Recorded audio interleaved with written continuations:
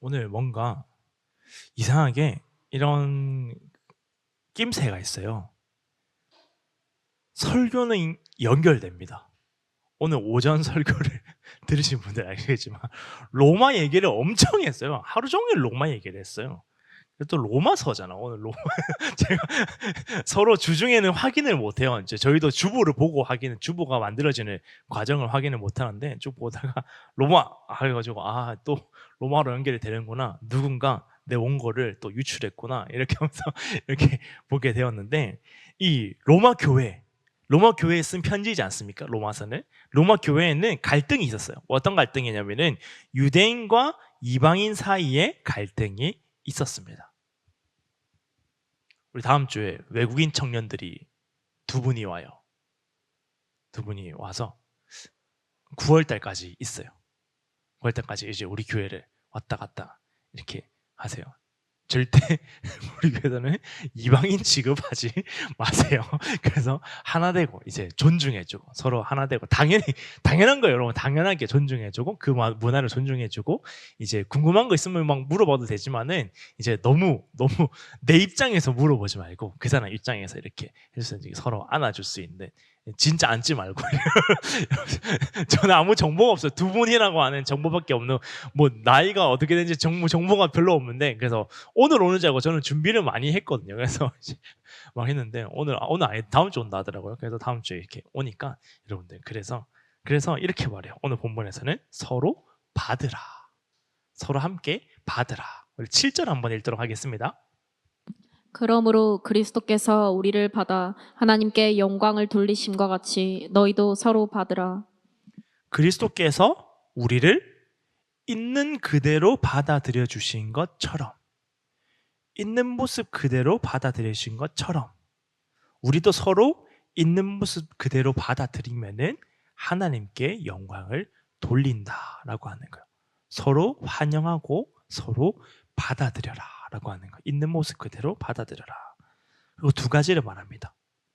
예수님은 먼저 첫 번째로 약속을 견고하게 하셨다.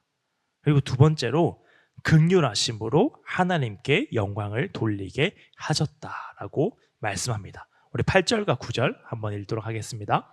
내가 말하노니 그리스도께서 하나님의 진실하심을 위하여 할례의 추종자가 되셨으니 이는 조상들에게 주신 약속들을 견고하게 하시고 이방인들도 그 긍휼하심으로 말미암아 하나님께 영광을 돌리게 하려 하심이라. 기록된 바 그러므로 내가 열방 중에서 주께 감사하고 주의 이름을 찬송하리로다 함과 같으니라. 물이 분명히 하나였는데 두 개가 됐네요. 누군가 물을 또 갖다 주셔가지고 물이 하나가 있는데 방금 보니까 두 개가 됐네요. 시편 18편 49절을 인용해서 말해요.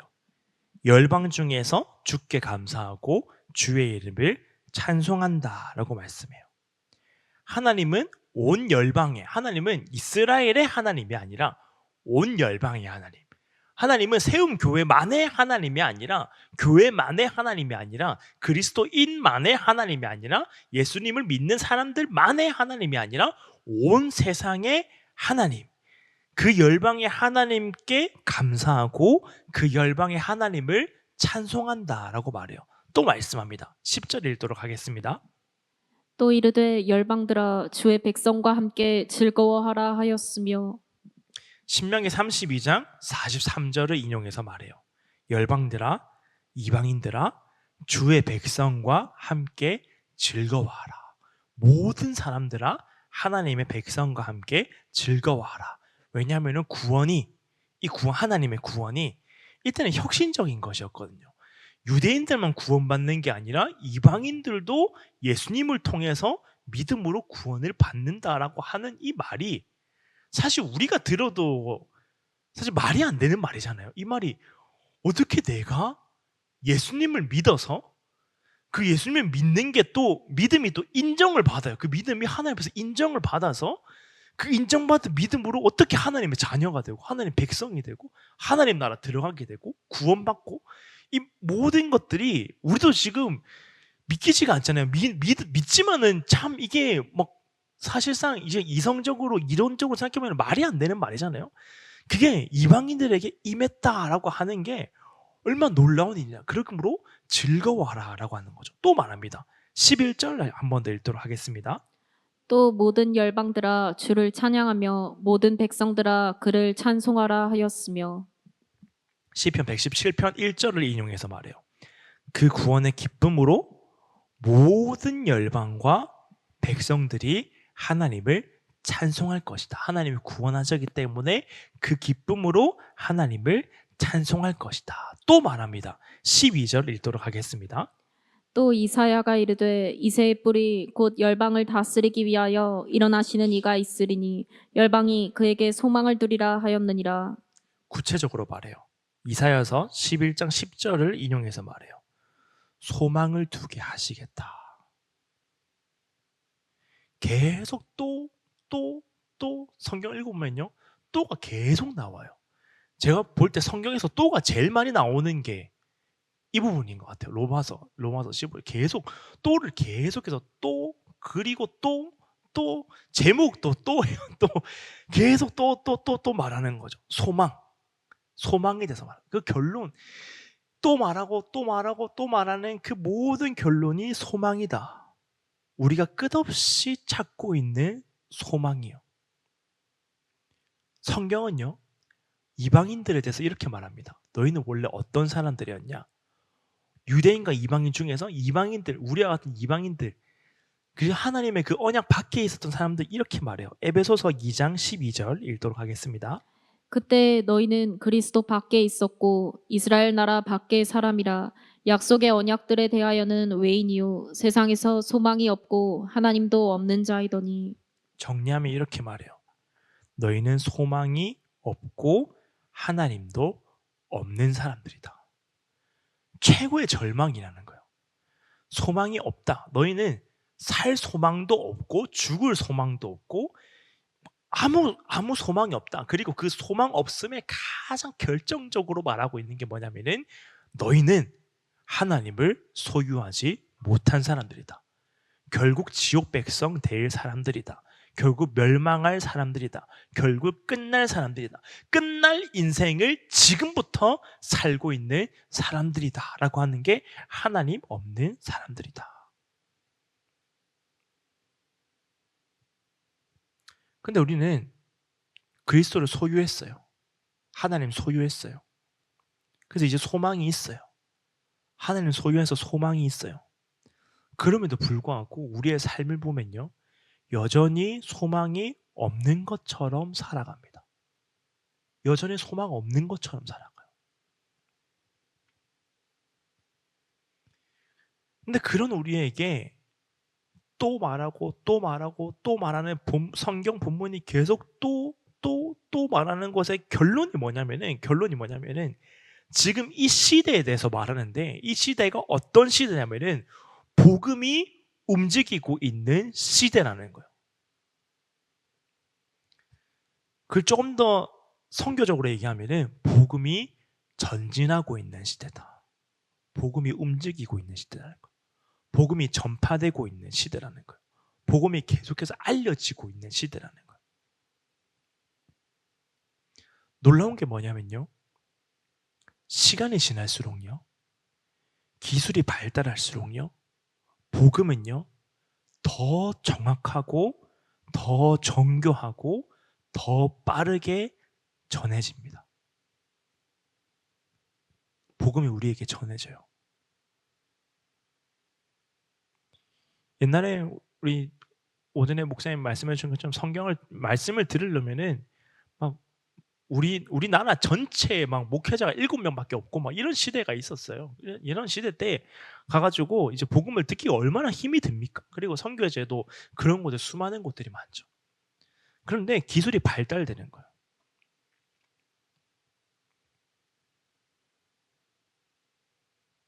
기술이 발달되면서 누구든지 복음을 전해 지구 반대편에 있는 가장 설교를 잘하는 사람의 가장 완벽한 설교를 듣는 거예요. 근데 그 듣는 게 또 번역을 해줘요. 제가 AI를 엄청 좋아하는데 AI가 번역을 해줘요. 번역은 요점을 또 정리를 해줘요. 그래서 그게 들릴 수 있도록 해줘요. 복음을 못 들어봤다라고 하는 말이 전 세계적으로 점점점 어려워지는 시대가 우리가 살고 있어요. 복음을 못 들어봤다라고 하는 말이 점점 어려워지는 시대. 생소하지가 않은 시대. 이 하나님의 나라는 우리가 복음의 관점으로 본다면 하나님의 나라는 더 정확하고 더 정교하고 더 빠르게 전해집니다. 우리는 우리나라에 있어서 그걸 잘 느끼지 못해서 그렇지 수많은 사람들의 복음이 전해지는 그 속도가 기술이 발달하면 발달할수록 그 기술의 발달을 타고 복음이 계속 전해지는 거예요. 순식간에 전해지는 거예요. 많은 사람들을 어느 정도로 믿냐면은 성경에 약속되어 있는 재림의 때에 이르는 이런 메시지들이 너무 많잖아요. 너무 많아지고 있는 이 시대 때, 그리고 이 시대의 흐름의 가운데 복음이 정말로 안 믿을 것 같은 사람들에게도 복음이 들어가고 흘러가고 그게 전해지고 이렇게 흘러가는 그 모든 순간들이 시간이 지나면 지날수록 너무 급속하게 전달이 되는 거예요. 복음의 속도가요. 우리는 여기 있어서 우리는 복음이 많이 전파된 곳에 살아서 잘 몰라서 그렇지 너무나도 많이 이 복음에 전진하는 속도가 빠르다는 거예요. 그 말이 뭐냐면 하나님의 나라는 더욱 빠르게 이 세상을 복음으로 집어삼키고 있습니다. 정작 내 삶은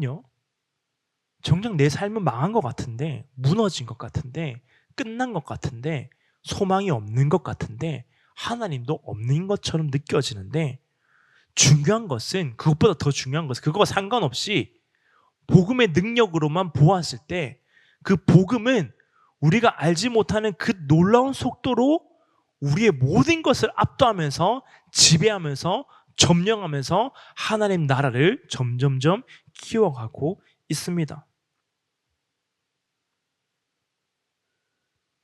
근데 문제는 그거는 상관없이 복음이 얼마나 전파되는지 말든지 그거랑 상관없이 나에게 중요한 것은 내 삶이 힘들다는 거예요.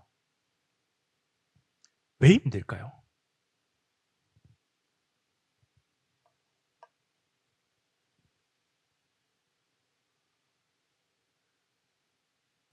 성경 여러 가지로 답하죠. 인간이 죄를 지었기 때문이다. 여러 가지 문제들이 있죠. 근데 그 정점에는 우리가 그런 세상에 살고 있기 때문이에요.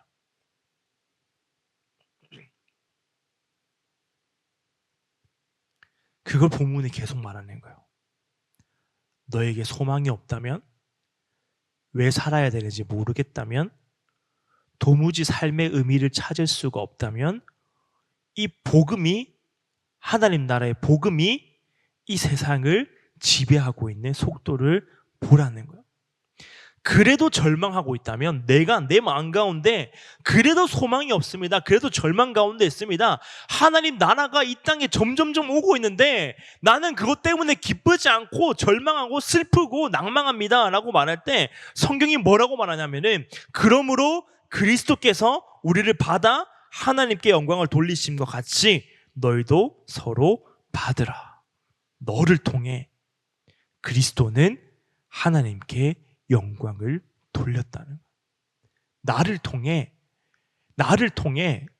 내가 이렇게 살아가는 이 삶, 내가 그리스도를 만나서 내 삶이 바뀌어서 살아가고 있는 그 삶, 내가 이 세상에서 그냥 흘러갈 수밖에 없지만 복음이 전진하는 그 전진하는 속도에 따라서 내가 거기에 딱 붙어서 내가 하나님 나라 백성으로, 그리스도인으로, 하나님의 자녀로, 하나님 나라 사람으로 살아가고 있게 만드는 이거를 통하여서 그리스도는 하나님께 영광을 돌렸다는 거예요. 그 영광을 실감하지 못하고 있는 우리에게 성경이 말하는 거예요. 그래도 영광이 도무지 돌려지지 않으면 그리스도가 나를 통하여서 하나님께 영광을 돌렸다는 게 도무지 실감이 안 나고 도무지 적응이 안 되고 도무지 인정이 안 되고 그 삶이 도무지 내 삶 가운데 도무지 적용이 안 되면은 이렇게 말해요. 그러므로 내가 열방 중에서 주께 감사하고 주의 이름을 찬송하리로다. 감사라는 거.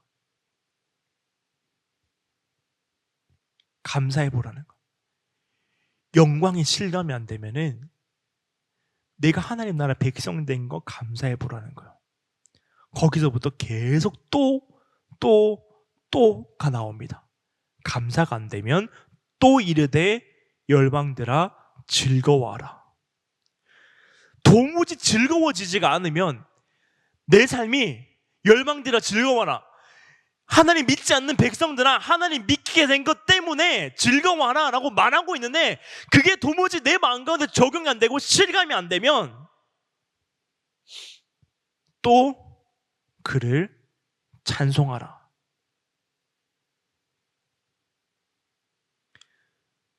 근데 우리 마음은 또 말아요. 하나님 그런데요. 하나님 영광 돌리라고 하는데 영광 안 돌려지고요. 하나님 감사하라고 하는데 감사 안 되고요. 하나님 즐거워하라는데 즐거워하지 않고요. 하나님 찬송하라는데 찬송이 안 돼요. 또 이사야가 이르되 그에게 소망을 두라.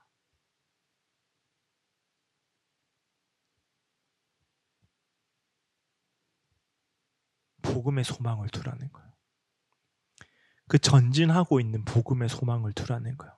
이 땅에 오신 이새의 뿌리 곧 열방을 다스리기 위하여 일어나시는 이에게 소망을 두라. 그래도 내 마음은 안 되겠다는 거예요. 소망이 안 두어진다는 거예요. 근데요, 세상에 살아가는 대부분의 사람들은 다 그랬습니다. 그때도 그랬어요. 박해를 당하니까요. 어제 예배 드린 사람이 오늘 없어서 왜 없어졌냐고 물어보니까 죽었다고 하니까요. 가족이 몰살당하니까요. 그런 사람들에게 그리스도 때문에 고문을 당하고 박해를 당하고 가난해지고 비참해지고 있는 사람들에게 성경은 소망을 두라는 거예요. 소망이 더 지겠냐고요. 박해 앞에서 소망이 안 둬지는 거예요.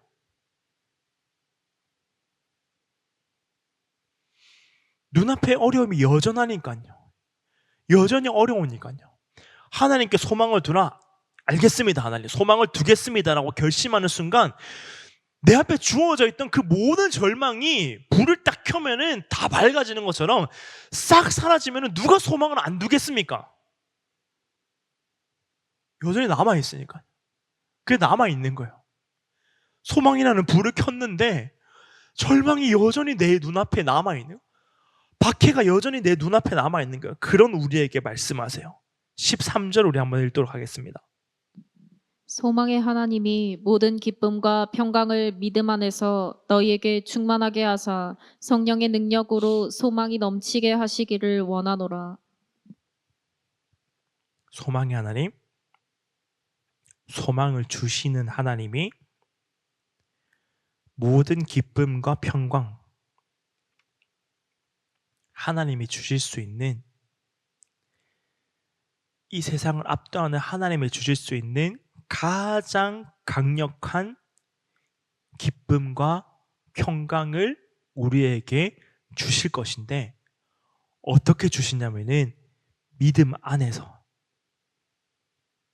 왜냐하면 기쁨, 가장 강력한 기쁨과 평강을 우리에게 주셔도 우리가 그거 잃어버리고 사니까요. 없는 것처럼 사니까요. 믿음 안에서 주는 거예요.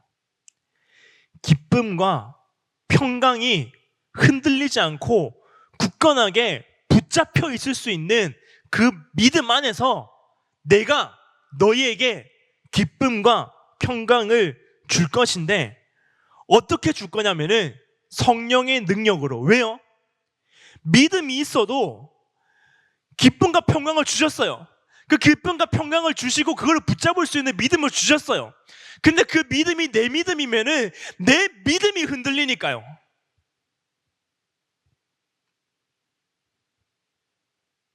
성령의 능력으로 내주하시는 하나님, 내 마음에 계신 하나님, 내 마음을 움직이시는 하나님, 내 마음이 흔들리지 않도록 하시는 하나님, 내 믿음이 흔들리지 않도록 붙잡아 주시는 그 하나님의 능력으로 소망이 넘치게 하시기를 원하노라. 이 넘치다라고 하는 말이 어디서 왔냐면은 두 가지에서 말해요.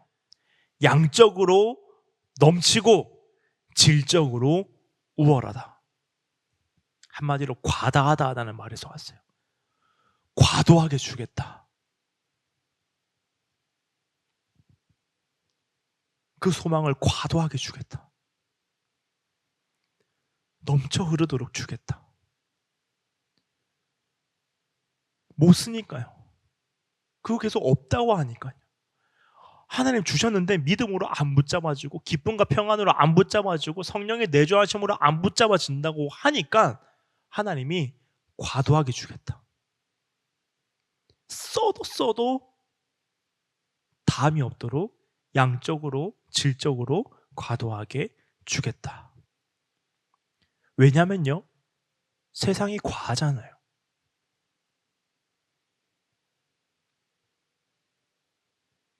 내 삶의 무게가 과하잖아요.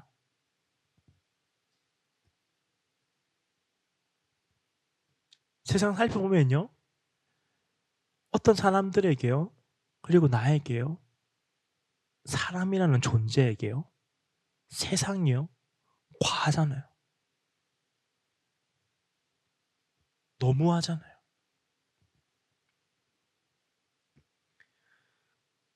그거 다 알고 넘치게 하시겠다라고 하는 거죠. 우리 한번 기도할 때에 과하다라고 말합니다.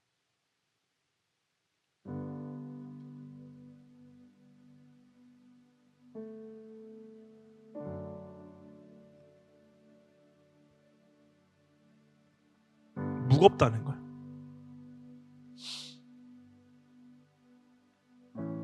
그리스도인에게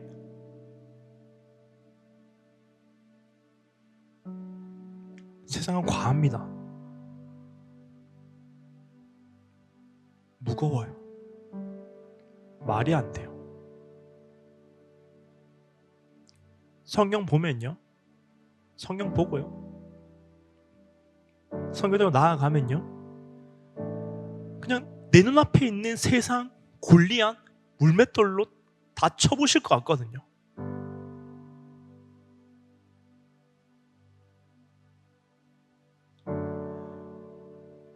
근데 성경의 골리앗은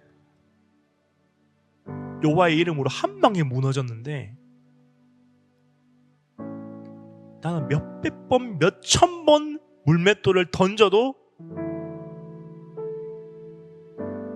과하거든요. 너무 과한 거예요. 말이 안 되는 거예요. 아니, 성경대로 하면 넘어가야 되잖아요. 성경대로 하면 홍해 갈라져야 되잖아요. 성경대로 금을 던지면 물고기 붙잡혀야 되잖아요.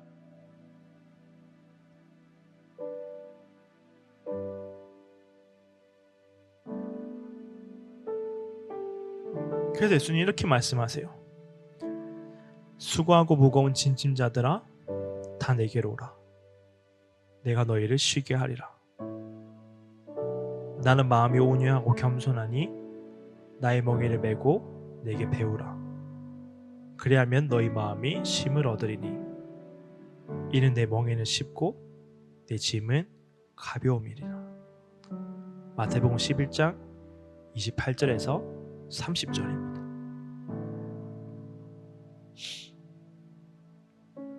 나는 마음이 온유하고 겸손하니,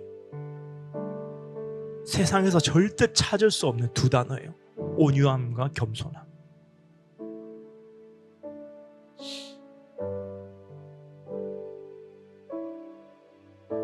내게 와서 배우라. 내 제자가 되라.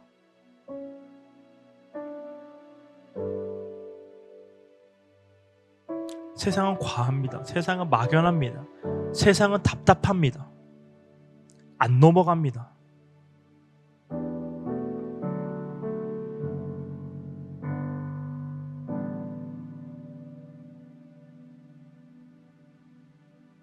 근데 그 예수님이 그거 다 살아보신 거예요. 그 막연한 세상, 무거운 세상, 막막한 세상, 말이 안 되는 세상, 과한 세상, 며칠 전에 호산나 외치고 나서 며칠 뒤에 십자가에 못 박아버리는 그 세상, 내가 다 겪어봤는데, 내가 다 살아봤는데, 내가 다 십자가에 달려봤는데,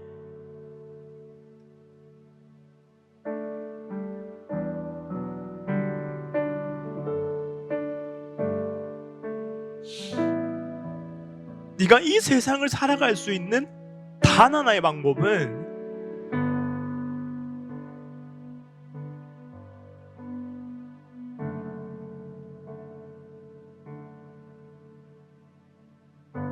주 예수 그리스도, 살아계신 하나님, 그 하나님의 아들의 제자가 되는 거.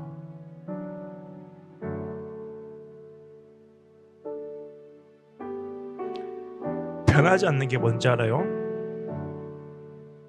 나는요, 내 정체성은요, 천하보다 귀한 한 생명을 위해, 한 마리 양을 위해서 목숨을 바친 그 목자가 실제로 자기 목숨을 버려서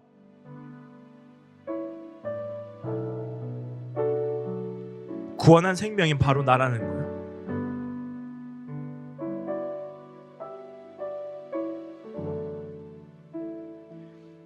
그래서 바뀌지 않는 게 뭔지 알아요?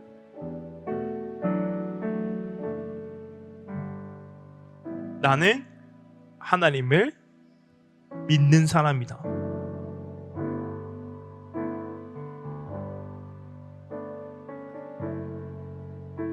그리고 하나님은 하실 수 있다. 사랑하는 여러분, 구원까지 하셨는데요, 뭘 못하시겠습니까?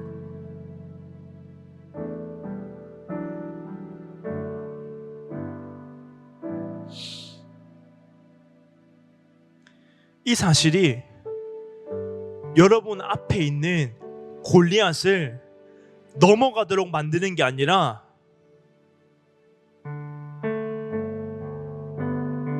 저와 여러분을 넘어가지 않도록 만듭니다. 안 넘어가게 만들어요. 그 믿음이. 나는 하나님 믿는 사람이고, 하나님 하실 수 있고, 하나님 하실 것이고, 하나님 다 생각이 있고, 하나님 다 이유가 있고, 절대로 바뀌지 않는 것은 내가 어떠한 상황 가운데 있더라도 하나님은 나를 사랑하신다라고 하는 거예요.